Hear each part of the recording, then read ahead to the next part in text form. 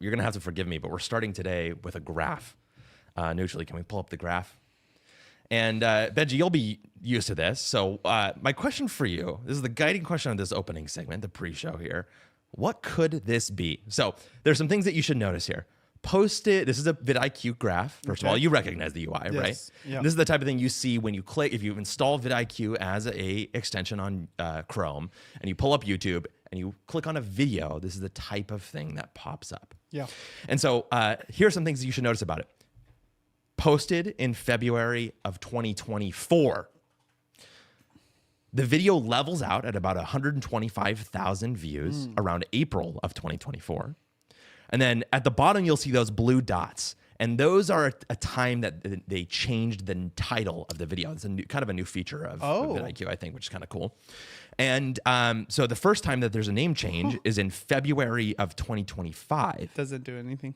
Well, it does a little bit. If you look at the trajectory of the graph, it kind of flattens out, and then it's still going kind of linearly, but it goes just slightly faster, and it's kind of like almost like a rocket ship, kind of rattling up through the atmosphere, right?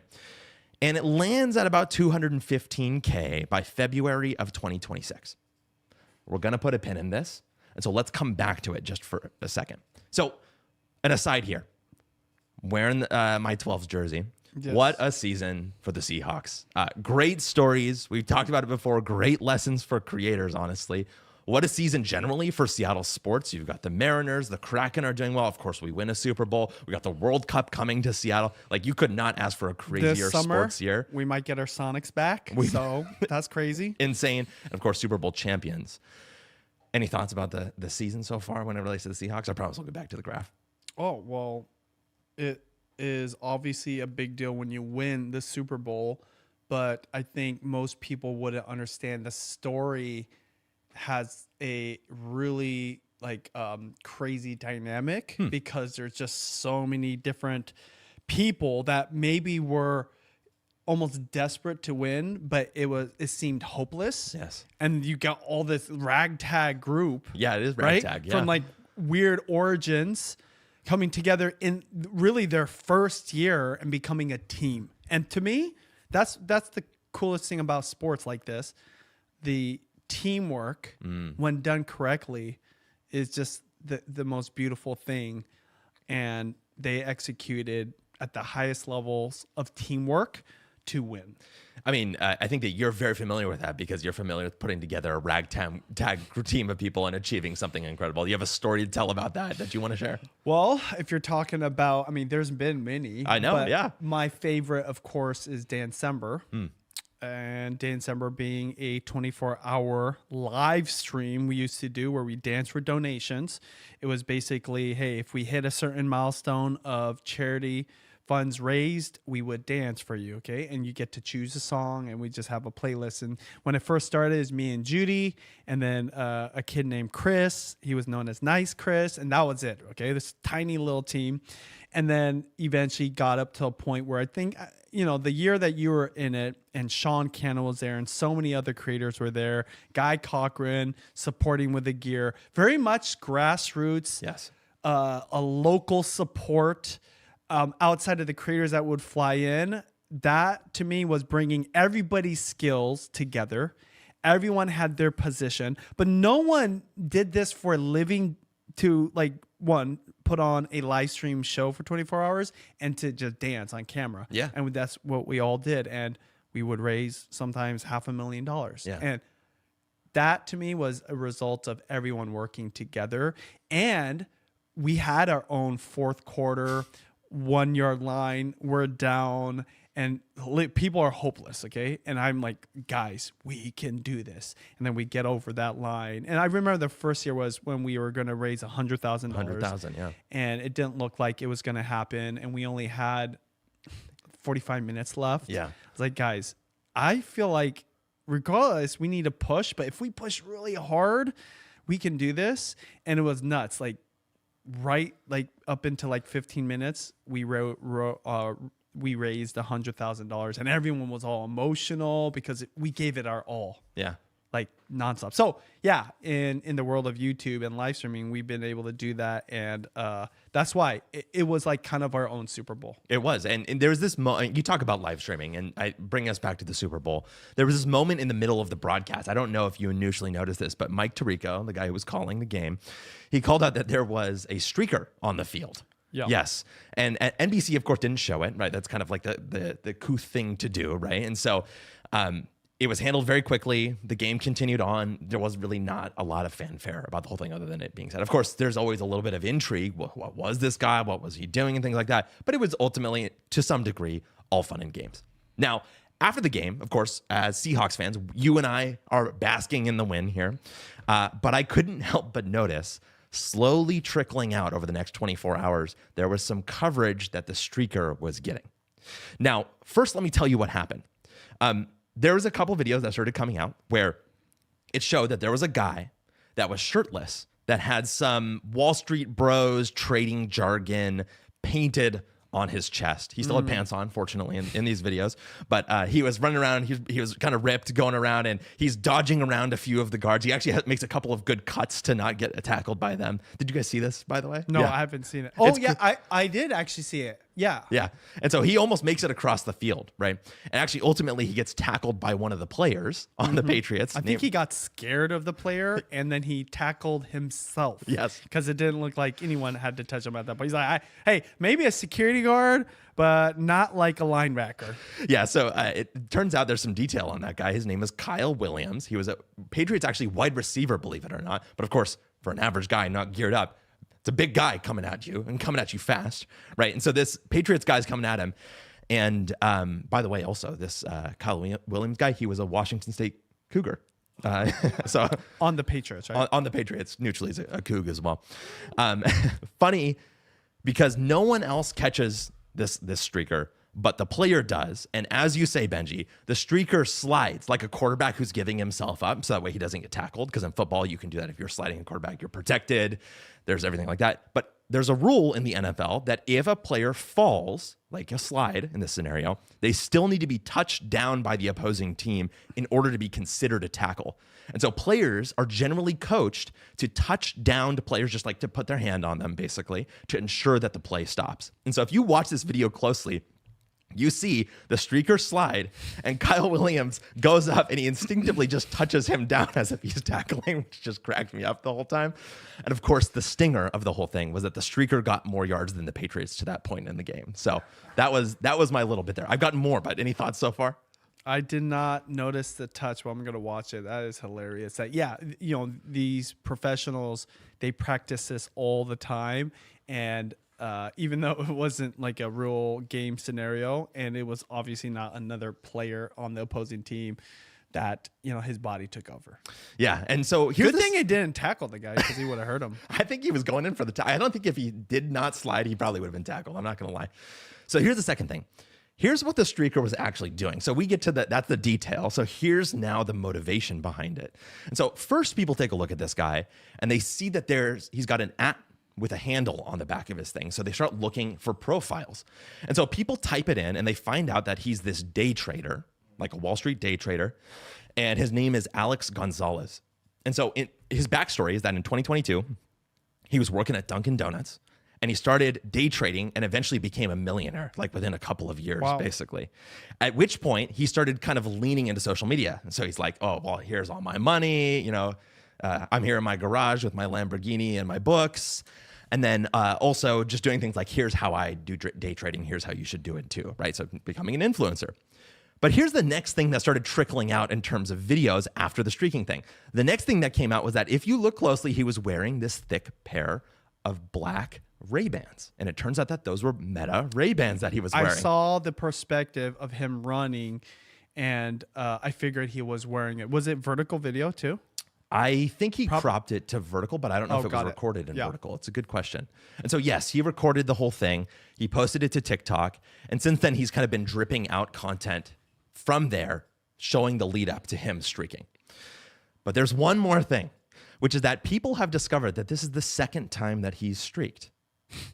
Did you guys know this? No. The second time he streaked in a Super Bowl. So the last Whoa. time there was a streaker, it happened a few years ago in 2024, and he was the same guy. This is all kind of speculative at this point, but let me tell you this. So the kind of grand reveal here, which is that, again, he streaked back in the 2024 Super Bowl, and his goal was to win the bet to become that there was going to be a Super Bowl streaker. So, of course, if you bet on the fact that there's a Super Bowl streaker and then you streak, you could win that bet.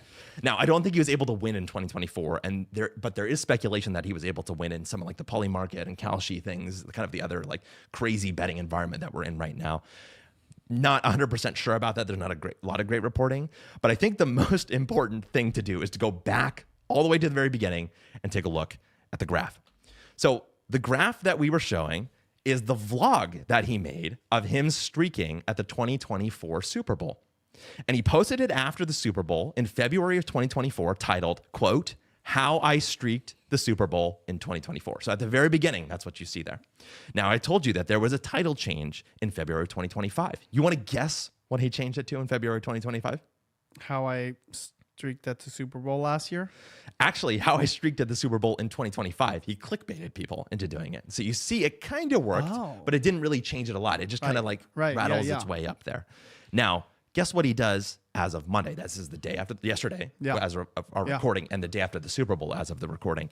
He changes it back to how I streaked at the Super Bowl in 2024. And if you look at the graph one more time, Monday, February 9th, 2026, you can see it taking off again. Because they know that he streaked in that Super Bowl in 2024, and they want to see what he did last time. Yeah, I think that there's a few lessons here, and I agree with you 100%, which is that, number one, name changes do work on YouTube. They make like title changes on YouTube affect the trajectory of videos, which is, of course, makes a lot of sense. But sometimes people say it's a bad thing. Sometimes people say it's a good thing. I think this is clear evidence that, guess what? They have some effect, and if a video is underperforming, it's worth changing the title. But even the clickbait title worked and accelerated the view count, which I found fascinating, although I do think that that's generally in bad taste, as is, I think, a lot of the actions that he took in this story, just my opinion, personally. But I think even more interesting is that the authentic title that he chose in the end, that he changed just the other day, after he did it a second time, is performing better because, A, it's interesting that he did it twice, and people are latching onto the fact that he did it twice. So the fact that he did it back in 2024 is something that people are clicking on now. Number two, he's getting coverage for it. So he wants to align himself with the coverage so he can hack sort of the links that he's getting clicked on. And then the last thing, and I think this is the most important, is that it's actually authentic.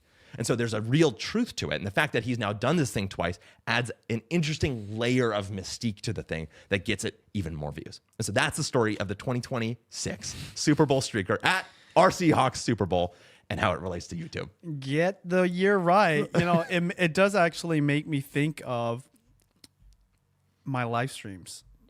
Not trying to give myself credit, but, you know, I walked in here, we just did a live stream, and every week it's performing better and better. Well, what is one of the biggest differences in the lot? Like, as the time goes on, our packaging is better. We're 100%. taking it way more seriously. Now, funny enough, the title, we're keeping it basic because we want to create a show kind of feel. So they know when they see this title format, which is I'm cooking something for my family, that's always like a live stream that I'm doing. But even today I was giving Nutrily some crap because I don't know why, but he decided to take a picture of the food that he ate. Not the best picture. I was like, yo, we need to do it. And so like, I'm like about to leave the house. I'm like, honey, just take a picture. And it was a whole thing with my kids. Judy's like, what angle? It keeps zooming. That's actually our best thumbnail. Really? I'm telling you, that is the best thumbnail I've done for live stream, and even one of the better ones just for thing. I actually agree that packaging will help change the trajectory.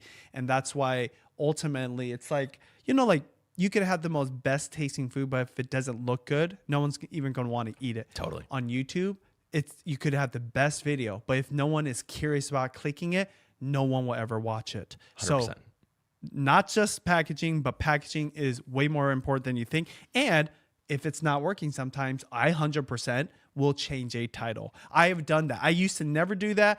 I just didn't look behind me. I just moved on to the next upload. But yeah, I will go back to videos I think should have done better and think about how to do the packaging. The reason it's been hard for me though is because I like to make them organic based off of content that is in the vlog versus producing one like with AI or like some software. But yeah, it is still like crazy. My best performing stuff, there's something about that thumbnail and the title that always just hits just right.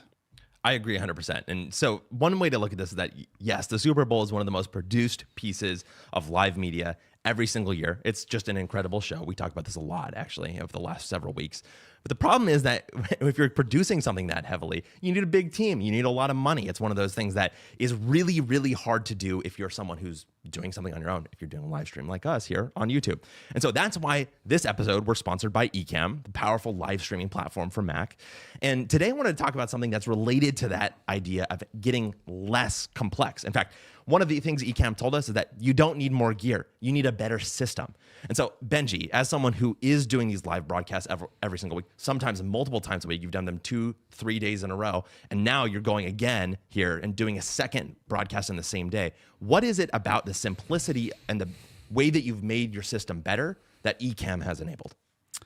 Well, first off, we used to have tons of gear and, lighting, sound devices, and crazy cameras. So we did that because that was kind of necessary for that old setup to put on a professional live stream.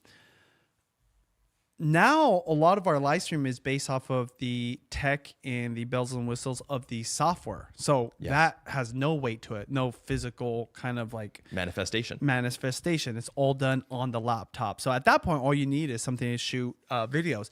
And I think, to be fair, DJI Osmo Pocket 3s enable that too. That's right? very We didn't true. have that 6 years ago. They had it, but it didn't have the same capabilities. So Ecamm has just made it so that we could really tone down the needs of the gear, and then also it's just really easy to use. And then also we just go an extra step where we do it all remote, so that I don't have to have somebody in there.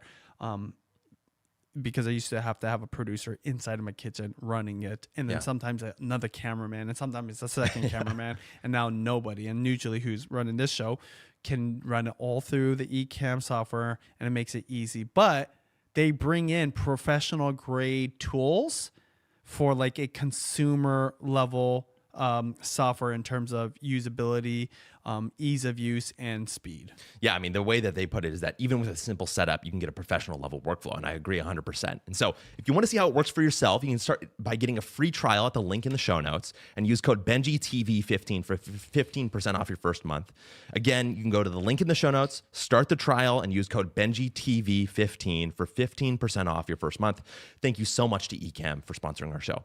Let's get to some follow-up, and let's stay in the theme of the Super Bowl. And of course, it's going to be hard for me not to as a Seahawks fan. But last week, we did talk a lot about the Super Bowl ads that were coming up because guess what? Mr. Beast and iShowSpeed were going to be in Super Bowl ads. And so the first thing I want to do is kind of zoom out a little bit. We'll get back to the Super Bowl ads that we saw. But I want to start off with kind of an opening statement that I found online from @dan.harumi, where he talks about why Super Bowl commercials don't hit quite as much anymore. Usually, can we roll that clip? The reason Super Bowl commercials don't hit like they used to is that we didn't always have short form video. And that's all a commercial really is a short video. I mean, imagine if you could only watch TikTok once a year for 3 hours. You would look forward to it. That's what the Super Bowl used to be. It was the only time you got to experience this kind of entertainment. Now we have it all the time. Also, a Super Bowl commercial has to be a commercial. It has to be an advertisement for something. TikTok videos don't have that requirement. They can just be entertaining. Super Bowl commercials don't hit for the same reason that SNL doesn't hit anymore. I mean, take the 20 funniest TikTok videos of the week. They will beat SNL 100 times out of 100. It doesn't matter how much you pay the writers and the production staff. They can't beat the internet as a whole. And it's crazy to think that they ever could. So I think Dan's videos are great, first of all. Go check his stuff out. We'll link that in the description as well. But I'm curious about what your reaction to the things that he said, Benji. I never thought of that, but it is accurate, and it's a great perspective because well, what he said, one, they're just a commercial basically, and two, they don't always sell a product. On the times they're not selling a product, so there isn't this weird trade-off like, oh, I know you're advertising to me, but because it's entertaining, I'll watch. And hence why the Super Bowl commercials are super entertaining. Okay. And what he doesn't mention though, and this is maybe even more significant for TikTok, Instagram Reels, and YouTube Shorts, is how it steals attention. We watch the Super Bowl because of the football, right? The teams playing. We want to see who's going to win. That's happening in real time. That is the power of something that's happening right now, a live broadcast. So right when it goes to commercial, guess what? We're sitting there waiting for the play to happen again and go back to the players, getting in the huddle, whatever. So we just sit and watch the commercials. So it's very competitive because there's a lot of attention. Well, what do we do now? We're on our phone. Yeah, that's very We true. want to see what other people are posting. We want to see what's the commentary. We want to post about what we're experiencing, maybe like our reaction. I'm ashamed to say because I do this, but sometimes I'm literally recording a vertical video of the last play, and I'm hoping some crazy thing happens. And I'm like, oh my gosh, right? And if it does, right, I will post it to my stories, and then I'll see what other people are doing. Yeah. So that's just the interaction. And yeah, while that's happening, what we consume on there would be way more entertaining probably than whatever we see. So I think it's gotten way more competitive. To be fair though, I think the commercials have to get better to get your attention, or they have to be novel. Mm-hmm. And I mean, I think you mentioned it. One of the ones that really stood out wasn't this crazy production, wasn't this crazy edit. In fact, it was the one that was most boring. And they're competing against that. And that's the power of short form, not just for competing against Super Bowl ads, competing against everything, shows, movies, even hanging out, I'm trying to find our live stream on the shorts and I'm like, oh, what are they doing? Oh, dang. They got a lot of views. What's happening here? So short form, it was just a nuclear bomb on the world of attention. And again, I didn't think about that perspective, but it's absolutely true. It's stealing attention even from the most expensive, highly produced, best ads there are out there at the time when you will watch it and want to watch it typically. But now we're trying to do two different things. And if the TikTok is entertaining enough, we won't even look at the TV. Yeah, and one of the things that Dan is talking about there too is that even just the kind of expectation that the average viewer has now is totally changed. Even if you didn't have your phone while you were watching the Super Bowl, I think what he's kind of getting at is the fact that an ad right now, because it's basically a short form video, right, would not be as appealing to you because you've already trained yourself to have something that's perfectly tuned for you with an algorithm, with the entirety of the UGC of the internet coursing through the veins of those platforms. And so I want to get to the ad that you're talking about in a second, but I also wanted to go through, I asked you guys what you thought the best and worst ads were for the Super Bowl and kind of talk through them really quick. And so, Benji, I'm going to start with yours. You gave me two of your favorites and they both involved beast mode. You said the Meta one and then the Nike one. I'm curious about your rationale for it. And then neutrally, if you don't mind coming on too, I'm going to have everybody kind of talk about it for a second. Well, we talked a little bit about Marshawn Lynch versus Mr. Beast, okay? Marshawn Lynch was going to work with Meta and the Meta glasses. Mr. Beast was going to work with Salesforce. Boring already, okay? So what's the point of a commercial? It's to get you to remember something and to potentially purchase something. Well, Beast mode is already memorable, right? Yeah. But think about it. He's a football player. It's sports. The Meta glasses, he's wearing it. They have a sport version. And then they also had I Show Speed on, I think, that same ad. It aligns way more, and it's really cool. Mr. Beast, though he's cool and I respect him, nothing aligned with Salesforce. I don't think anything of it. So as I was watching it, in real time, I was forgetting it too. But the Beast Mode one's this is cool. I Show Speed sprinting, Mr. Beast Mode is, doing his thing. And I'm thinking, yeah, those glasses are pretty cool. And I already told you, it's getting my attention, right? The ads for them. So better alignment with the creators that are promoting it, and it just had a way better vibe versus the Salesforce was forced, no pun intended, and Mr. Beast was not in alignment with it.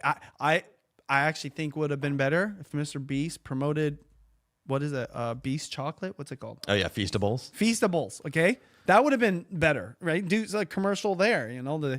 But that's my thoughts. Why the Meta glasses was a better payoff for Meta. Yeah, versus the Mr. Beast one with Salesforce. It actually also speaks to why you like the Nike one too, because of course Nike being kind of sports oriented, having Marshawn Lynch, and of course having him speak to the Super Bowl winners right after the Super Bowl ends makes a ton of sense. I thought that was very clever of them to do. It actually made me wonder, did they have 2 ads queued up? One for sure, probably it was Tom Brady. Yeah, I bet you. And you know, it kind of had a feeling like just do it. Oh, totally. I don't even remember what they was said. Oh, he said what he said. He's like drinking a cup of revenge coffee. is so sweet, or something and like he's like, that. yeah, you got to get through the grit, you know. Yeah, it was that good. type of thing. It was really good. But then, of course, and then for the Mr. Beast one, you know, what's been funny is I've been seeing them run more ads with Mr. Beast and Salesforce, and they're sort of saying, we run our whole business of Mr. Beast through Slack. We wouldn't be able to do it without it. And it's kind of like, it definitely feels forced. But you did say that wasn't the one you listed as your least favorite, which was the Pepsi ad. Now, the Pepsi ad was the one where they were trying to take the Coca-Cola polar bears, right? Yeah. Well, I only bring up Mr. Beast because we were using it as examples, like which creator and which brand would create a better ad. Okay. Yeah, which would have more success. My least favorite, you know what I thought when I was answering this question? My thought was, I don't even remember my least favorite. That's fair. Okay. But the one I remember watching and thinking, nah, doesn't work, is a Pepsi one. It's funny. It was a big discussion point in my house. Everyone was like making a comment. Really? Interesting. Like, someone said, who drinks Pepsi? Who the heck drinks Pepsi? We're all Coca-Cola fans. So that definitely painted my perspective on why it wasn't a good commercial. But I was just like thinking, you know, it seems like almost played out. The whole like Pepsi versus Coca-Cola, it's old. And also because they're using AI to do it, I was like, nah, whatever, you know. But I think the first reason is probably going to be more important. So I'm a fan of Coca-Cola, so I don't really care. But I'd say say it made me care about Pepsi or make me want to drink it, then that would have been a win. But definitely wasn't even close to that. Product always wins. And I think that's something that's a theme that we'll come back to. It's also a lesson for creators to learn as well, right? If you are not pitching a good product when you're doing something like a brand deal or an advertisement of your own, well, geez, that could come back to bite you no matter how good the content is around it. Now, neutrally, you had a couple of answers for me too. The one that you listed as your favorite before I forced you to tell me your least favorite was the one with Keegan-Michael Key. I think it was a State Farm ad where they were doing the living on a prayer that one. joke. I thought that there was star-studded all over the place. It was very Super Bowl commercially. Tell me more about what your thoughts are. Yeah, I just like that because obviously Living on a Prayer, Bon Jovi, Yeah. come on now. And then Keegan-Michael Key or whatever. And then they had the Cat's Eye, you know, the girls group dancing. They had a little cameo. I know in the comments people wish they had more camera time, but that was kind of cool to see Cat's Eye there. So I just like that for that aspect of it. I love Bon Jovi, you know, the jingle was there and the parody of like, we can do this to your porch. Like, this is not your porch. Like, Exactly. Okay. Then just make a insurance claim like that. So I like that a bit. So it was a good twist on the things there. And then, of course, you said not hating on it, but the Mr. Beast was kind of meh for me. And so this gets back to the thing that Benji was saying. I think we all agreed with you that I was kind of expecting a little more, like maybe he would show something kind of extreme in the middle of the commercial, but it was kind of more like just go to a website. There was another thing too. I was actually commenting in real time. Again, respect to Mr. Beast. I can't even really speak to his skills or even at this point his experience and what he's done, but it's almost becoming kind of a crutch for him to just give away money. That's true. It works for engagement because who doesn't want to win $1 million, right? That he's going to give $1 million away. Yeah. But it's becoming just like gimmicky. He did this on Jimmy Fallon. He went on Jimmy Fallon and they played this classic game of you have to guess what's in the box or whatever, right? You have to either lie or tell the truth and then the other person. And then he had a big mystery box and hey, if Jimmy, you win. And it was so like set up. Like he said, everyone in this audience is going to win $1,000. And I'm thinking, why hasn't Jimmy done that earlier? Jimmy Fallon, why very hasn't true. he done that? Then it made me think like NBC probably doesn't have the budget, right? Like they're probably like shoestring budget for what they're doing just because, it's a dying kind of medium or whatever.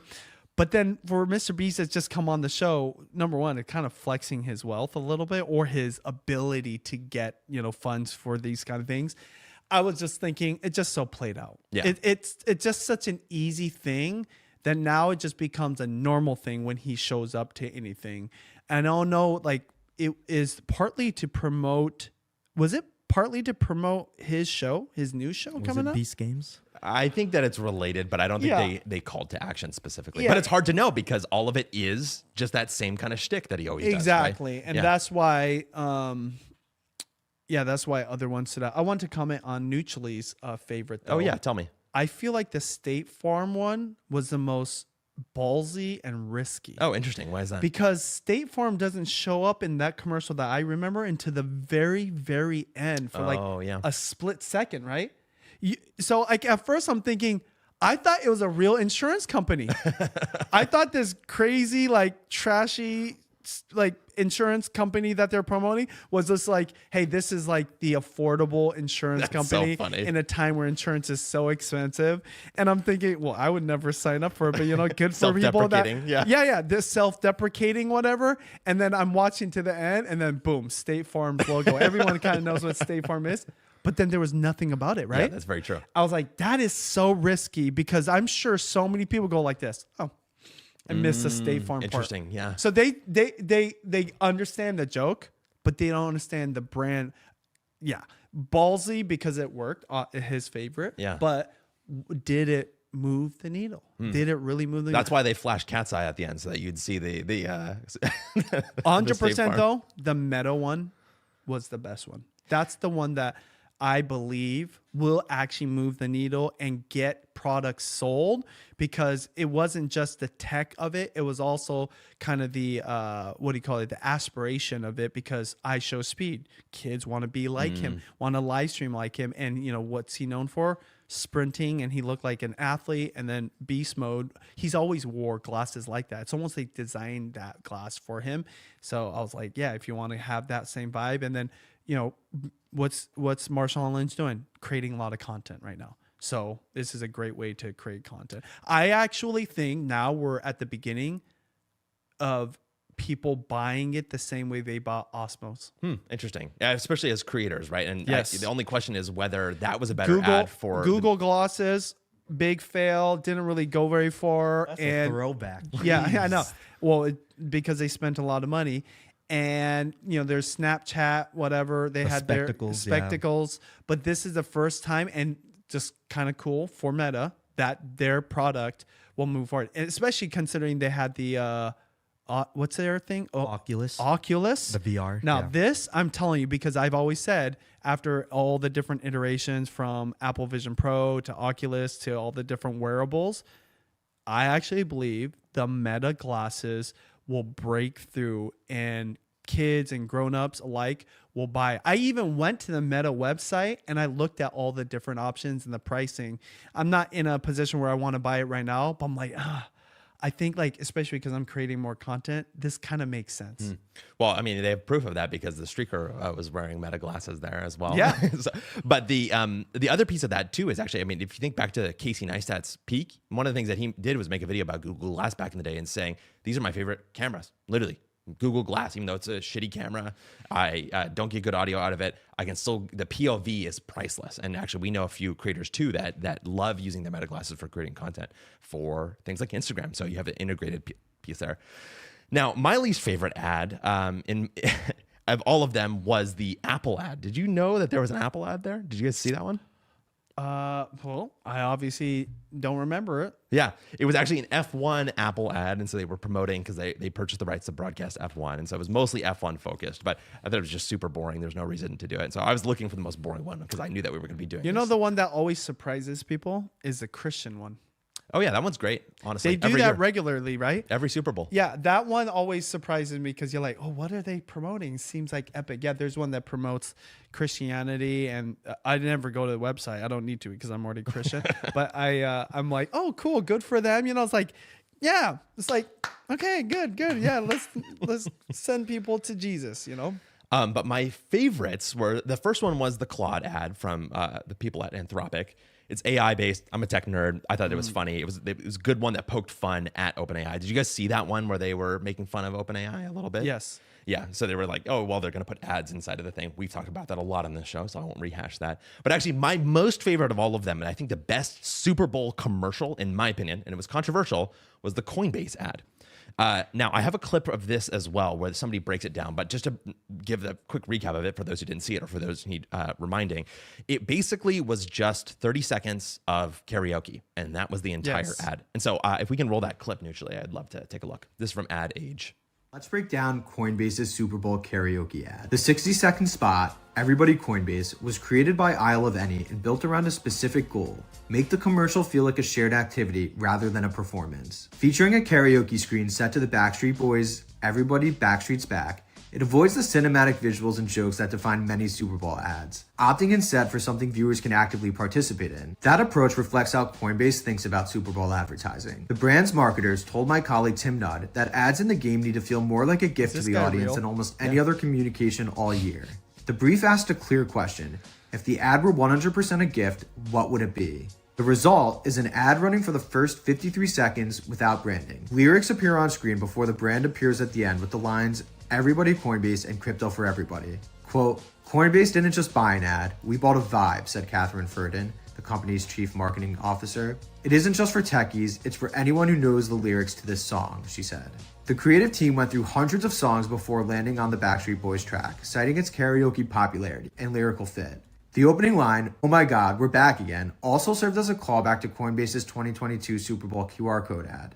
Visually, the spot was designed to look intentionally unpolished. Isle of Any mimicked the feel of old CRT monitors, dialing in details such as lyrical timing and vocal levels to make the experience feel more authentic to karaoke. According to the ad's creators, once the execution started to feel too polished, it lost its appeal. The Super Bowl's group viewing environment factored in the strategy as well, positioning the sing-along as something audiences could experience together at scale. What did you think of the ad? Of course, I loved it. And I think that there were 4 points that he brings up that I think are applicable to creators as well when they think about things. It also touches on a lot of things we just discussed about the other Super Bowl ads. Here are the 4.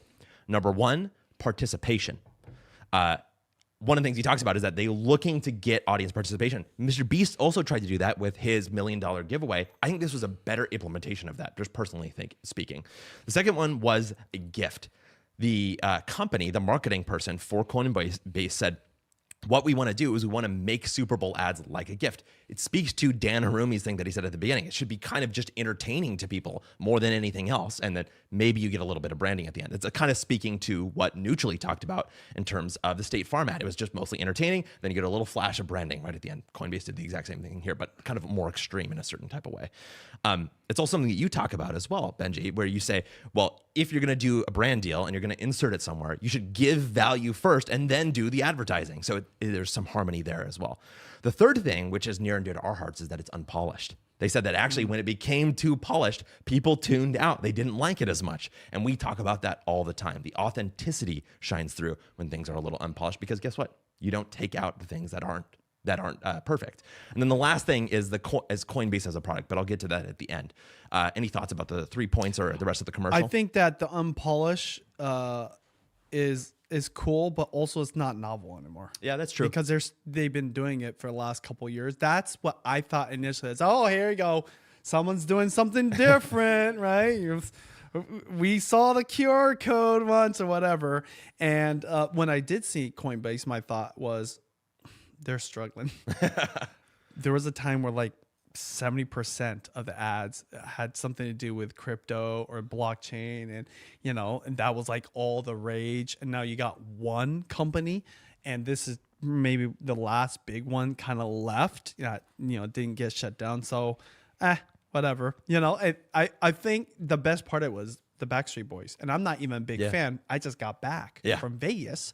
Judy went to the Backstreet Boys, so really timely because the Backstreet Boys are very nostalgic for probably a generation that is all watching the Super Bowl. So that was the best part. I didn't even think about participation. Like, you think people started singing it?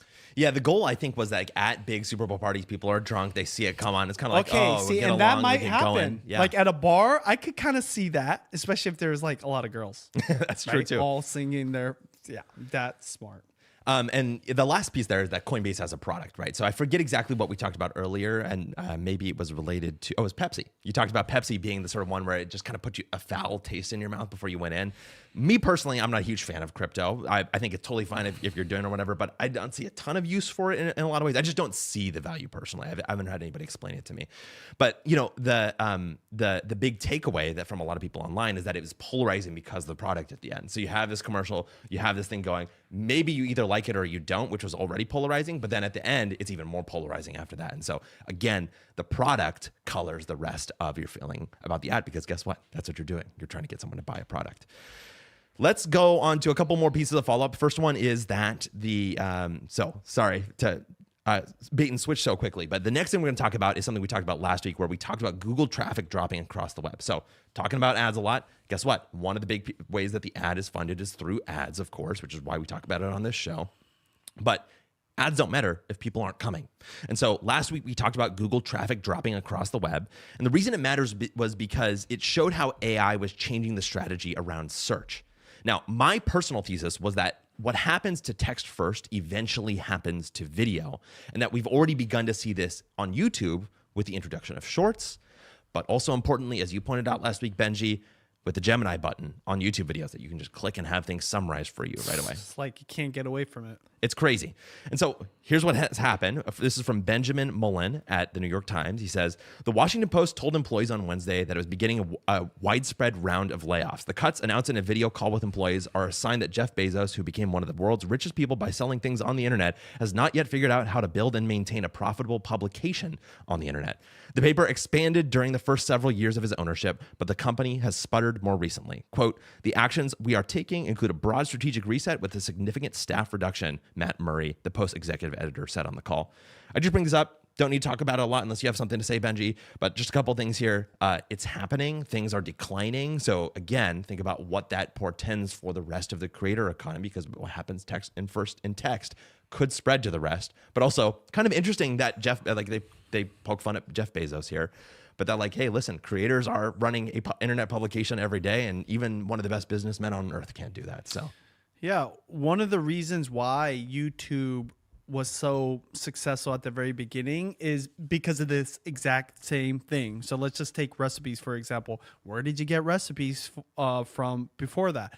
Blogs, right? Well, before blogs, it was recipe books. I mean, literally, I remember that's like how you like kept track. Maybe you'd have your own recipe book. So you'd open up this thing, look at the ingredients, kind of like go back and forth. And then when it was a blog, you know, you did that because you could access infinite recipes. And then when the video comes up, then you can kind of see the whole process. Yeah. You can have visuals. You know, sometimes it's always annoying in a cookbook when you have a recipe that has no picture. Yeah, right? So you true. just have to imagine what it's going to look like.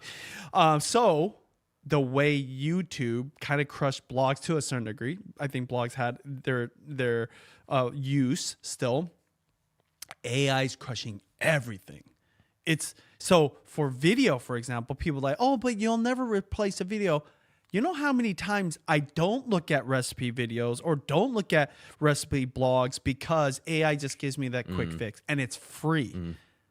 Now, I think that what happened was it was so useful for those smaller tasks and those smaller needs. Now we're thinking, so if AI was good for getting a quick like pad thai recipe, right? And I don't have to watch the video anymore. What happens if I touch the AI button on the summarization of this 45-minute video? What happens? You don't get the view on the video. Crazy. You're providing the information as a creator, but you don't get the view because the AI just takes it. And then who knows? Like it can affect. So that to me, and this is why, okay, there's a creator, I won't name their name, but they were doing recipe videos forever. And they noticed, and we're talking 5-6 years ago, their viewers are just going down. It was getting more competitive. So they signed up with a coach. Again, I won't name them. And the basic coach said, hey, you need to become Mr. Beast of cooking. Okay. Hey, actually worked. They no longer were educating about how to cook food. They were entertaining while cooking food. And that's it became. So that is going to happen more and more, because if you're just stuck, and I know creators like this too, that don't want to change with the times. They want to still do the thing. And they've even told me, in the midst of all this AI happening and them using AI tools, I don't understand why my views are going down. Oh, interesting. And that has nothing to do with short form affecting their YouTube videos. So you gotta wake up to this. Yeah. You gotta, I'm like very awake and very aware about the danger to my content. And I can no longer, like, you know, even me today, I did a live stream, even though I am in a way teaching you how to do it. The value is not in the recipe I'm teaching. The value is in the fact that you literally can watch it from beginning to end with no edits. So for someone that wants to learn how to do it or just wants to observe it, they don't miss a second. So it's different than before. Yeah. And that's what you have to think, how am I going to create content that's different and more important, differently than what people expect from AI to stand apart and stay relevant? Yeah, I totally agree with you. Yeah, I think, first of all, understanding what value you are providing, like what are all of those dimensions. I'm sure people do watch your videos to some degree to learn the recipe, right? But they could also use the summarize button there, or they could go to ChatGPT, or they could go do a short form, or they could go to a 5-minute video that somebody has posted on YouTube, right? But for you, you're very mindfully saying, well, people are going to join mine, yes, to learn a thing or two, but also to sit with me through the whole process of cooking, kind of live that out, maybe turn it on in the background, hang out with me on every single day, have some comfort, but also kind of get to know my personality, get to know kind of like what the environment is like, and like create a kind of vibe as well. Yeah, well, I don't know if you noticed this, Nuchili, today's live stream, I'm telling a lot more stories. If there's a ingredient or a process, I mean, like if there's a pan even that I'm using that I've had for a long time, I didn't use, everything I used was kind of like all newer stuff. But if I was using a newer, like a really old tool, I will totally nerd out on that. And I have one pan that I just want to use just to nerd out on it. It's my egg pan, by the way. I'm going to do a version of it. It's a cast iron egg pan that I only cook eggs in. Nothing else touches it. And I never wash it with like soap and water. So you just wipe it out real good and it builds up this patina. And this is my egg pan. And I found this egg pan at a thrift store and I paid like $6 for it. You can't find this shape. I don't even know what company made it. It's like the greatest egg pan that's cast iron. Again, I just told a mini story. Yes. Versus before, I'd be like, oh, this is how you cook a scrambled egg. And then people, guess what? What's funny is this. There's definitely way better scrambled egg teachers out there. There's way better content and blogs, and AI could probably do as I can. But that is the only egg pan, and my story is the only story around that egg pan. And that's what makes it colorful and different and makes it so like, oh, that's kind of interesting. Let me go like find like an egg pan at a thrift store.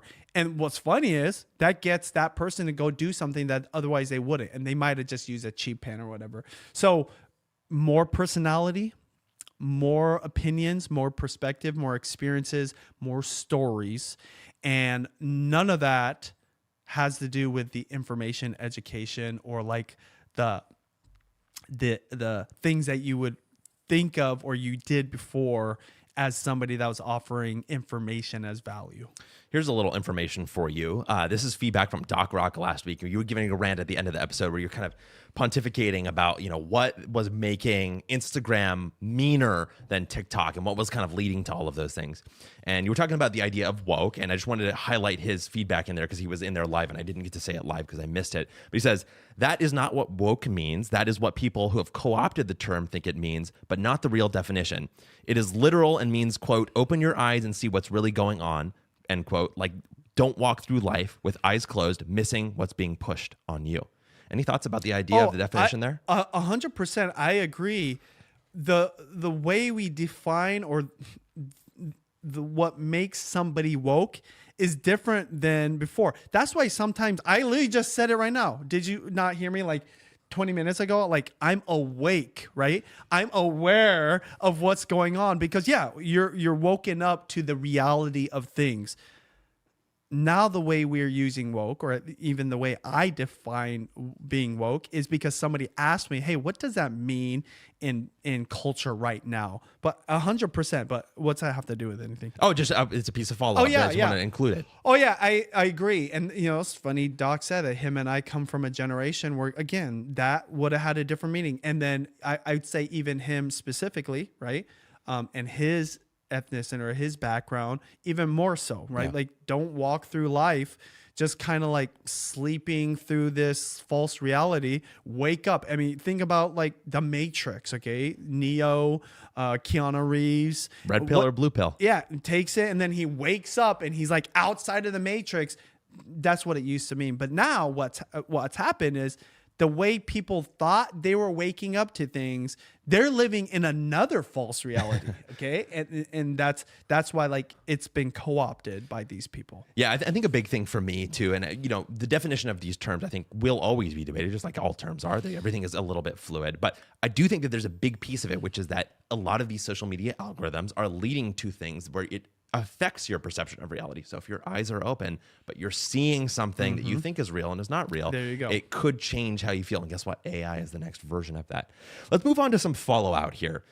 Just a couple of weeks ago, you were a part of another Think Media interview. Now, back at the beginning of the year, we talked about the first video in the series. The second one has just come out. And I thought it was great.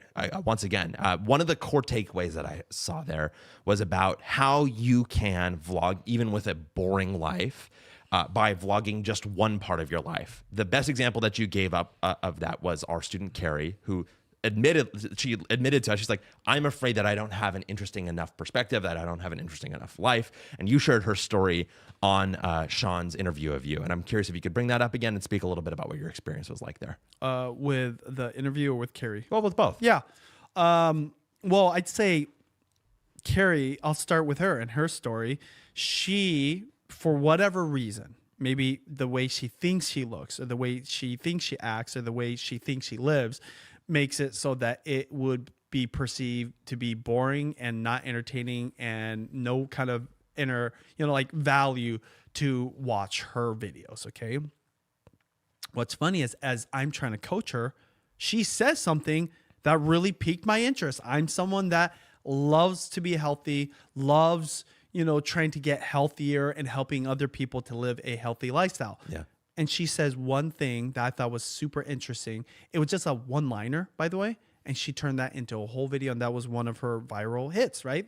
I think that's the one, right? That had 100,000 views or something like that. It was the first one that hit actually 100 views. And then okay. she kept going because that was 10x what she was getting before. Yeah. So, and again, that's a perspective shift, right? Like Right. 10x when you're getting 10 views is 100 views, right? And then from there, 1,000, 10,000, 100,000, which she eventually started hitting, right? So that was Carrie's story.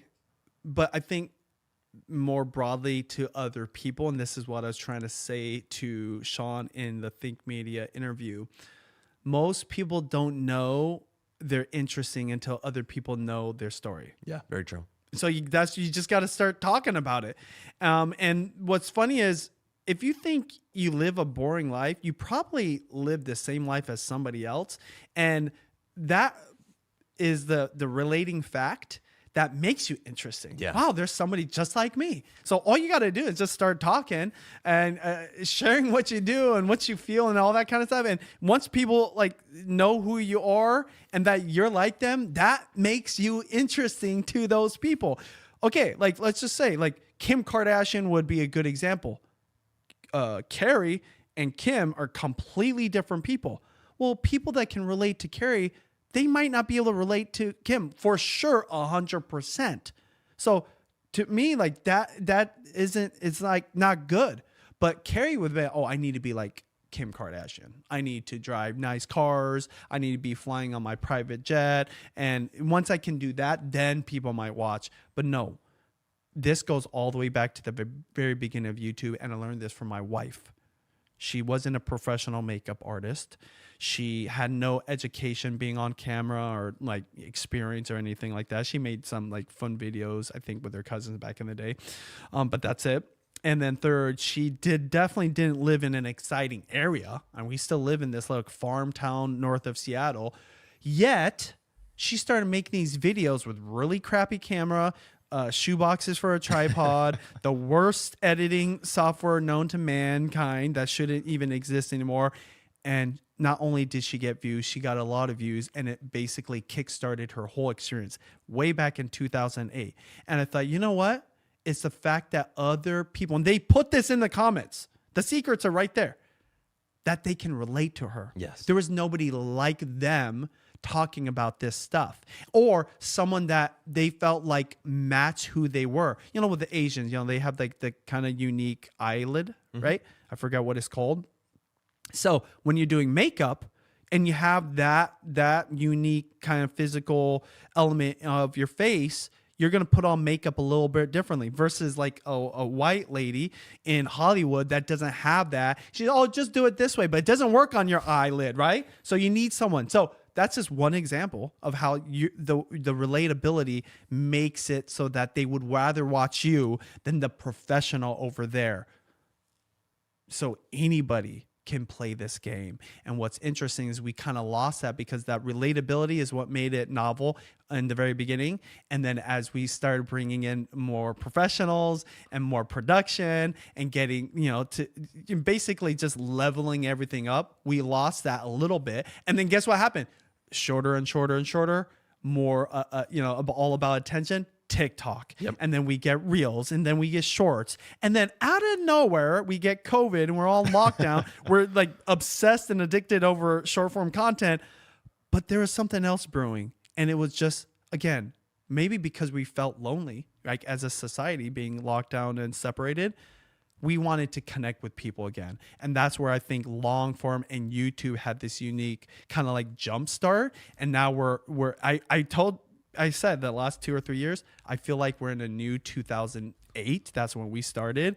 And that's pretty cool. And to take advantage of the power of both what Judy did in 2008 or Carrie in 2024, you literally just have to be yourself and make content that reveals who you are. Yeah, I totally agree that it's crazy right now to me that it feels like that era is back, partially because that competition is relatively low. It's not necessarily about the number of people on the platform. It's about the ratio of the number of people watching on a particular device and desiring a particular kind of content to the people that are watching. And that competition is very, very approachable right now, and it probably won't be forever. In fact, you were on that show for the same reason that we created Vlogging Academy, because we think that it's the best time ever to get started on YouTube. Like, that's period. That's what we believe. Like, right now, there's more infrastructure, more education, more accessibility than there ever was before. And also, like we said, the competition is just right. You know, it's not too hot, it's not too cold.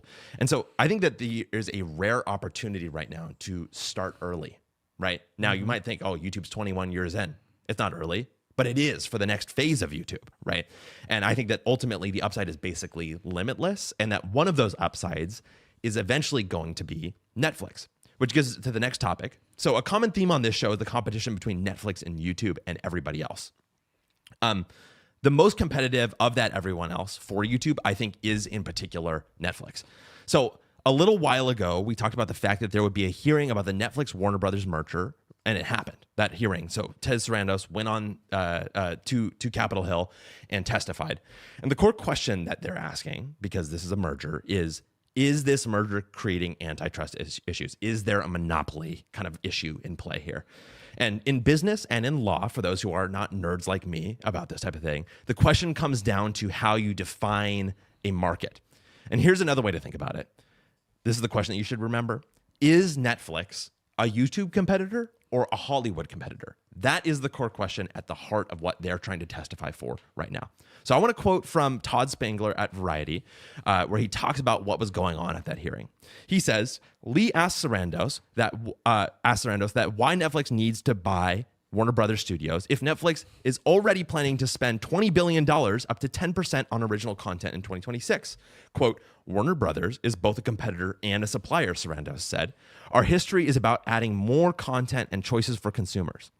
Lee also questioned Sarandos' assertion that YouTube is a competitor, given that YouTube doesn't fund original content directly. Quote, they're not in the same business, the senator said, pointing out that it doesn't require subscription or login. Sarandos said that Netflix and YouTube are competing for the same content, viewers, and ad dollars. So the CEO of Netflix is out there saying, we're in 100% head-to-head battle with YouTube. He's naming them on the stand, testifying in front of Congress. And in an episode of Decoder, which is another podcast that I listen to, Nilay Patel was asking an expert at, I think, Puck, who does their media reporting, about the economics of the space that puts Netflix next to TikTok and YouTube, and how there's no longer a distinction between any of them in these eyes. And I'd love to be able to roll that third clip for us so that way we can hear what she has to say. The word that gets passed around a lot in different executive meetings is quality, and not in the sense of we need to protect quality, but more from the nihilistic point of view of does quality matter? The question of no one thought YouTube was TV. A lot of these Hollywood executives still thought it was just cat videos up until like the Nielsen gauge started breaking out YouTube consumption on TV sets. People are worried that if quality doesn't matter and it's just scale, then how do you play into this? And it wasn't a concern until, as you just perfectly outlined, the ad dollars were going across all these same platforms. It used to be that Netflix, or even, back in the day, Disney and CBS and whatever it might be, had one level of ad spend. And then there was, search ad spend, right? And there was like social video before we called it that ad spending, YouTube video and whatever it was. And now all of these companies have started to realize that where the real money is going to be over the next few years outside of the mobile social space and kind of the e-shopping space happening inside these different apps is on connected TV sets. We're spending more time with their connected TV sets. And so the amount of dollars that is left over from linear as they move over to CTV is very, very, very high. It's why the Nielsen gauge has become this big problem in Hollywood, because YouTube can use it to say, we want these bigger TV brand or ad deals, and we can work with our creators on that and the brands on it with the podcasts, because those are playing out on TV living room sets, all that stuff. It's what's encouraging Adam Mosseri to say, let's be on TV sets. And it's also what's concerning the Netflixes and the Paramounts and the WBDs of the world. Because if they can't rely on that guaranteed collection of revenue going to their services, because now you've got these big disruptors coming in, then they have to find out ways to either lean into the lower quality content that people seem to want. And that's not a diss at many YouTubers. I'm saying it's just on average how they think of it. Or go the other way and be super high premium content. So kind of going back to what we started this conversation on, why does Netflix want WBD at the same time they want podcasts? They don't know the answer. They don't know. They don't know if the idea is to go $50 a month in 10 years and have the best quality stuff in the world, and that's the differentiator in a world of AI slop, or if they should have more podcasts and more UGC videos in order to kind of glean onto that audience. And so I think we used to talk about attention across all these different formats as something completely different. But the reality is that all of those little slivers of attention that they once thought they could have are completely melded into each other. Now what's left is crumbs. They're fighting for crumbs. And so the fighting just means that it went from being, maybe we'll bid on a Martin Scorsese movie or we'll bid on the UFC to now we're actually going to spend $83 billion in order to kind of protect our future. So pretty doom and gloom. I feel like I just listened to a bunch of gobbledygook for like 3 or 4 minutes, and the only thing you need to hear was the last 30 seconds, where she says, basically all attention is being fought for by everybody. And as she's talking through this whole thing, I was like, when is she going to just bring up the device? It's just Seriously. It's just a phone, right? It's like it's stealing our attention away. So whatever, and this is not just videos.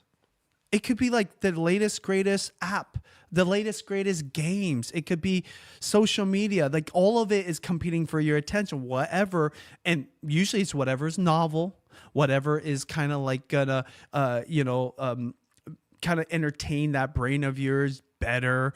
And then that's what's interesting about the TV. Like Netflix is already on the TV. Well, why is Netflix losing this battle to YouTube? It's because YouTube finally is on the TV in a way where it's very usable, So it wasn't just the content and the endless, like stream of videos that creators and just like normal people are putting up.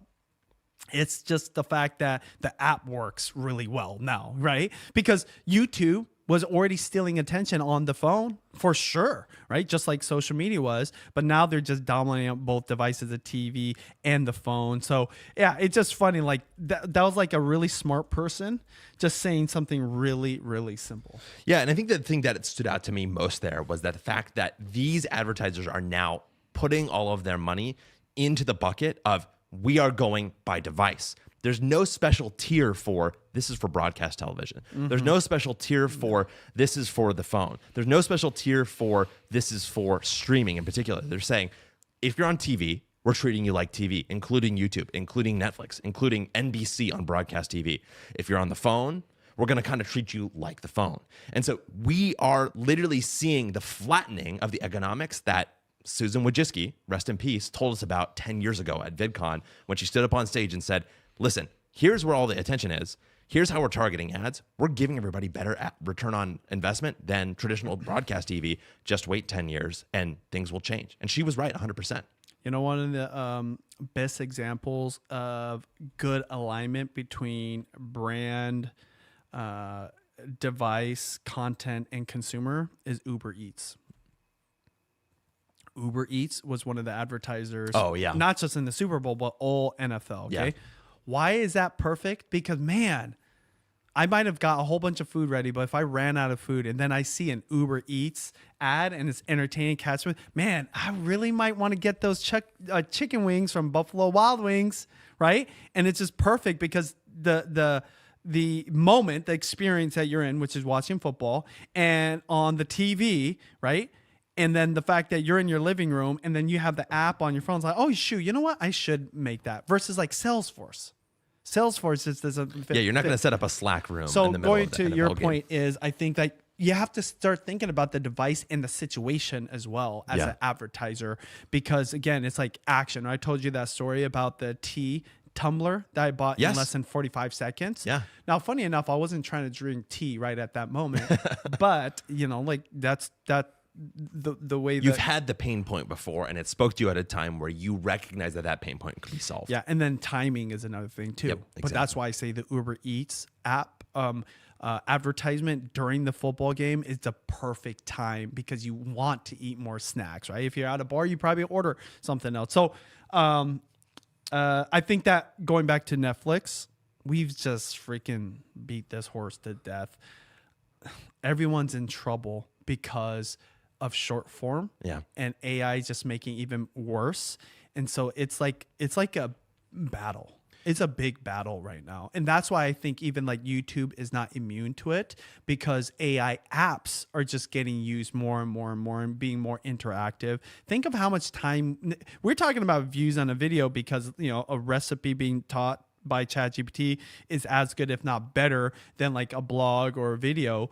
But just think about the fact that now you have somebody to talk to. Yeah, right? exactly. You have a yes man, so just agrees with everything you say. That's a danger to the attention you used to use, not just on YouTube and social media, but even like Netflix and, you know, HBO or even TV. Yeah, you're hitting on the second takeaway from that little segment, which was that Netflix is confused. That was the big thing there. They don't know whether they want to compete with YouTube by buying up all these podcasts and the user-generated content, even though they're not set up to do that, or whether they want to move up market and buy Warner Brothers and compete on the movie theater side of things. My prediction is that I think ultimately Netflix is desperate to move to the high end of the market, right? And that means that you're going to get these big budget movies, big budget shows that people pay $50 a month for, and then YouTube will be on the other end, which will be the low end of the market, but will be more personalized, broader, maybe a little more creative, a little more dynamic, I guess you could say, overall. And I think that explains why they want Warner Brothers so badly, because I don't know if I told you this before, I actually kind of despised Netflix for a while in terms of like being able to use it. Like I did not like the content that was going on there. I thought it was a ripoff in terms of its price. I think they had some good content, but like of all of them, when my family would decide which one are we going to cut, I'd always vote Netflix. We're going to cut Netflix. It's the thing that has the least interesting content for me. And I think, you know, it's kind of the uncanny valley. It was in there for a while. It like wasn't quite Hollywood, but it also wasn't quite YouTube, right? And so it was sitting there in the middle being like, I kind of want to be both of these things, but it wasn't really either of them, right? They're big movie, big production, big budget, maybe even big names, but man, it just falls short for really satisfying that craving for that blockbuster movie. I totally get that. And part of that is that you don't see it in the theater, and part of it is that I think that there's a little bit of missing taste, which we'll get to here in a second. And so Warner Brothers is a straight play for that, which I think is why Ted Sarandos' argument is really convincing. Smart. Yeah. I think it's smart for them to go that direction than to go for podcasts, live streams, and all that kind of stuff. It's kind of like YouTube, or not YouTube. Yeah, it's like YouTube trying to play the social media game with Google Plus. Like we've already seen. I love that YouTube's already learned their lesson because they made the big mistakes early, and they're like, "Hey, we're just gonna keep playing this game." And they inch out little by little outwards, right? And but they don't overextend themselves. They don't overextend themselves anymore. But Netflix, just money. They're spending money versus YouTube is just thinking about how do we serve the people that give us the money, in a way you could say, like the creators, Exactly. Yeah. And I think the reason that Netflix has trouble with is that they have famously been purely data driven in the past, and they actually do not have the muscles to make those kind of artistic risk taking things. So instead of trusting their gut, they want like movies or shows to either win immediately or just be killed instantly, basically. Netflix does? Yeah, they don't give anything, but like famously they cancel shows in their second season because they don't give them a chance to kind of develop into something new. And creators like showrunners, people from Hollywood hated that, which I personally think is a terrible environment for art, which, because art is inherently risky. You know what? Netflix is like what TikTok is to YouTube. What do you mean? Netflix is like the TikTok to television and like movies. That's true. Yeah. It's like the kind of the younger kid on the block, lower value, right? It does the trick, but doesn't go all the way with it, And that's kind of how I feel about YouTube and TikTok, But again, the reason YouTube was able to play the TikTok game is because of the device. Exactly. Versus Netflix only has one device. Even if they're on the phone, ultimately people don't use it, and even the format too. Yeah, and so to get to that, I wanted to play a couple more clips. The first one is from that same podcast because they speak to something that happened beforehand that we actually, for whatever reason, haven't talked about on this show. And so, Neutrally, if you could roll that fourth clip for us, that'd be great. In the before times, when we were both children and you were a Verge reporter, we were both like little babies, and Reed Hastings, the then CEO of Netflix, would run around and he would say this thing: "We have to become HBO before HBO becomes us." And this was like a rallying cry for Netflix, especially around originals. And the idea was, at that time, HBO was on a generational run, right? It had Game of Thrones, it had Sex and the City, like you name it. HBO's original programming drove every conversation all over the place every single day. And Netflix's goal was to program original material at that level. Right, that's the stated goal. We have to become HBO before they become us.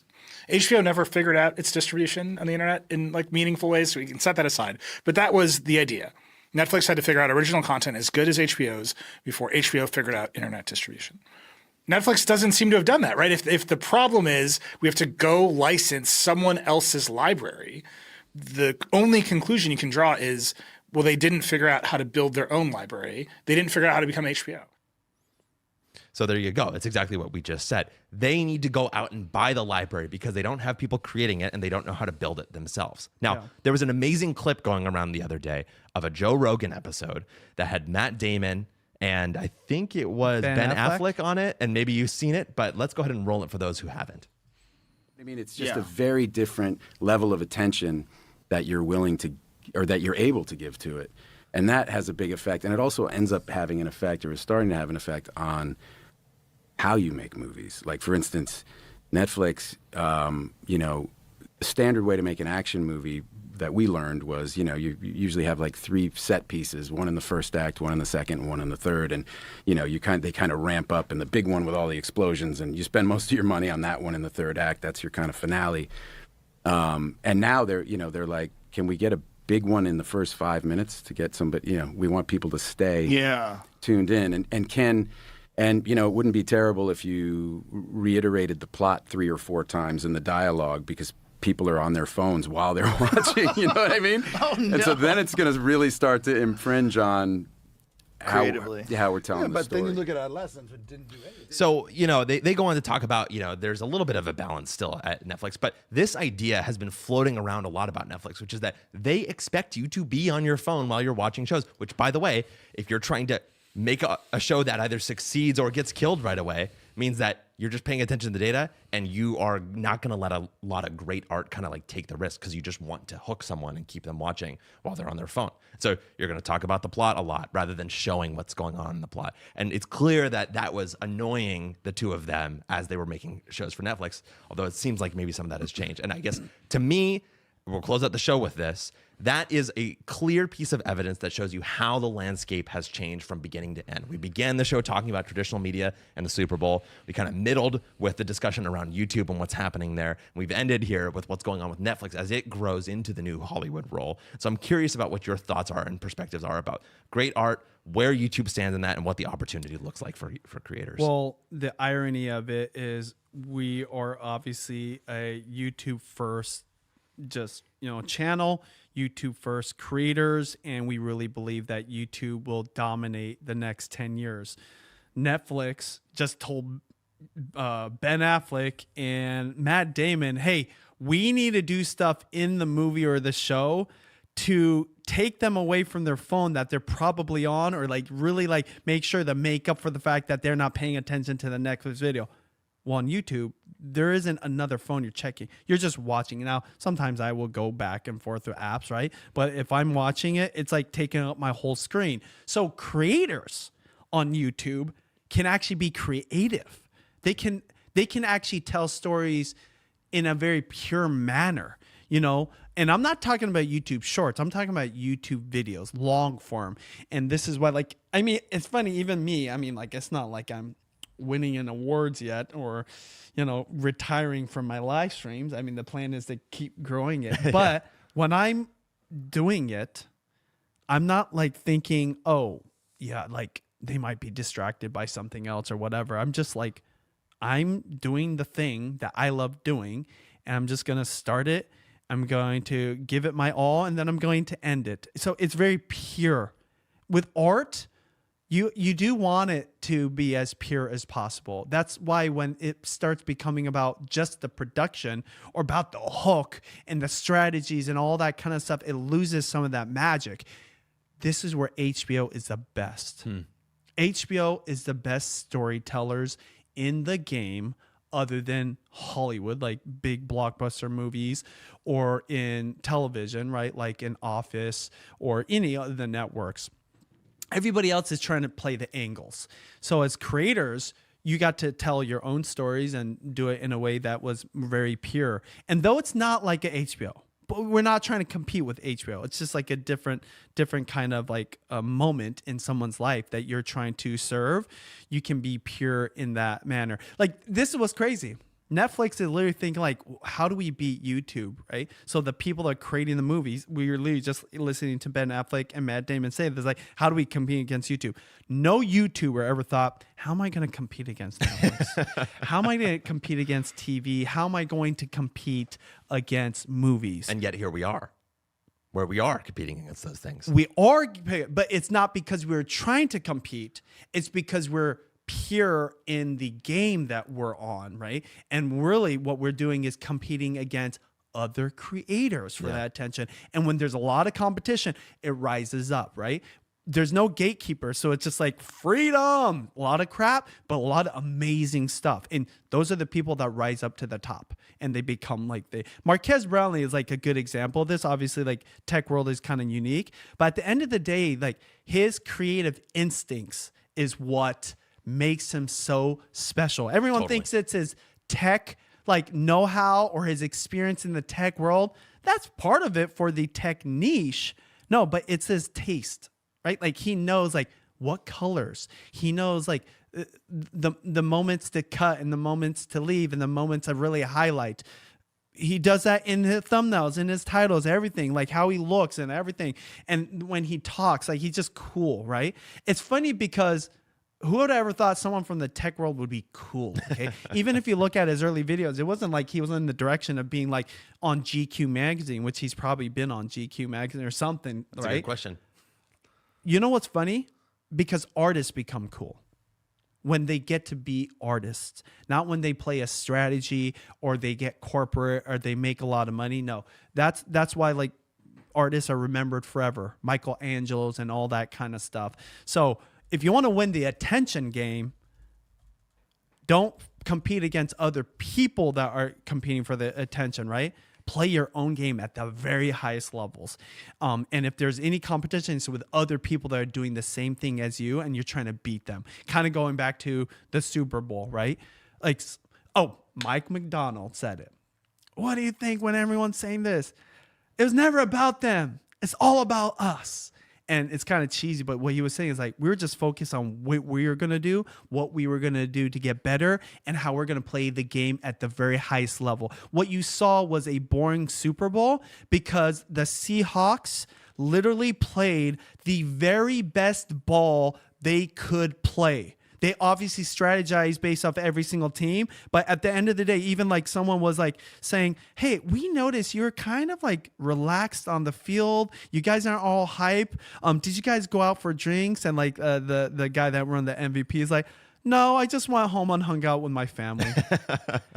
Like a different mentality. And it's weird to even say this about the Seahawks because it always was like we're struggling until guess what? We just played our own game. And that's what if you want to be, and I learned this actually from Matt Broussard, good friend of mine. If you want to be the best, you have to be the bird that even when you're chirping away, no one's paying attention until they do pay attention. Sing your own song the best way you know how and do it every single day. And I'm telling you, someone's going to notice. And in a lot of cases, thousands, if not 100,000s, if not millions will notice you. Don't play other people's game. Play your own game at the highest level. As Fix It on the Way says in our live chat, we're competing against ourselves. Great thanks to our sponsor, Ecamm Live, the powerful live streaming platform for Mac. You can learn more about Ecamm Live at the link in the show notes, and you can get 15% off and support the show with the code BenjiTV15. Of course, as always, thanks to our students at Vlogging Academy, who were our earliest supporters. And thank you so much for listening, and we'll see you next week.